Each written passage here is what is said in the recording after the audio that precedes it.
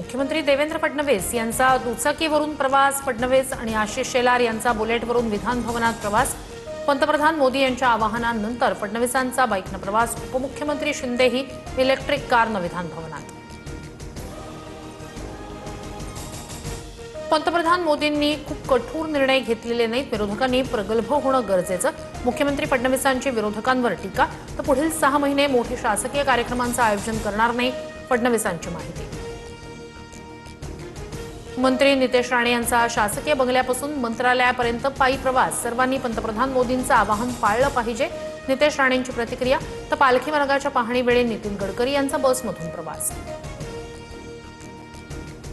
शासकीय अधिकाऱ्यांनी परदेश दौरे रद्द करावे, पंतप्रधान मोदींच्या आवाहनानंतर राज्य शासनाकडून परिपत्रक जारी, दैनंदिन वापरात इलेक्ट्रिक वाहनं वापरण्याचं आवाहन। मुंबईत महानगर सीएनजीच्या दरात 2 रुपयांची वाढ, आजपासून नवे दर लागू, प्रति किलो सीएनजीसाठी आता 84 रुपये मोजावे लागणार। केंद्र सरकारकडून साखर निर्यातीवर तात्काळ बंदी लागू, किमतींवर नियंत्रण ठेवण्यासाठी सरकारचा मोठा निर्णय, पुढील आदेशापर्यंत बंदी लागू असणार। शरद पवार यांची आज दुपारी 4 वाजता पत्रकार परिषद, देशाच्या सद्यस्थितीवर बोलण्याची शक्यता, पंतप्रधान मोदी यांच्या आवाहनावर काय बोलणार याकडे लक्ष।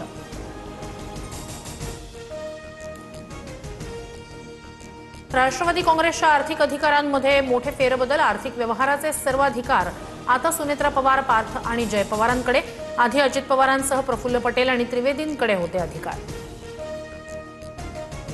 बीडच्या केसमध्ये 75 वर्षीय वृद्धाकडून 3.5 वर्षाच्या चिमुकलीवर अत्याचाराचा प्रयत्न, वडिलांच्या फिर्यादीवरून आरोपी विरोधात केज पोलिसात गुन्हा दाखल, नराधम पोलिसांच्या ताब्यात।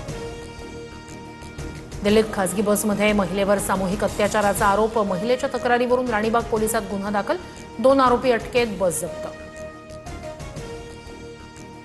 जळगावमध्ये उष्माघातामुळे 2 जणांचा मृत्यू, जामनेरच्या मोहाडीतील 20 वर्षीय नवविवाहितेचा मृत्यू, 20 दिवसापूर्वीच झाला होता विवाह, अंमळनेरमधील 69 वर्षीय पुजाऱ्याचाही मृत्यू।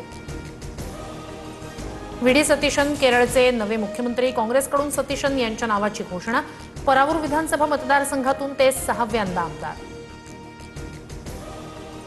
उत्तर प्रदेशमध्ये तीव्र वादळासह पावसाचा हाहाकार, 62 जणांचा मृत्यू, तर घरांसह पिकांचं मोठं नुकसान, वादळात पत्र्यासह हवेत उडतानाचा एका व्यक्तीचा व्हिडिओ व्हायरल।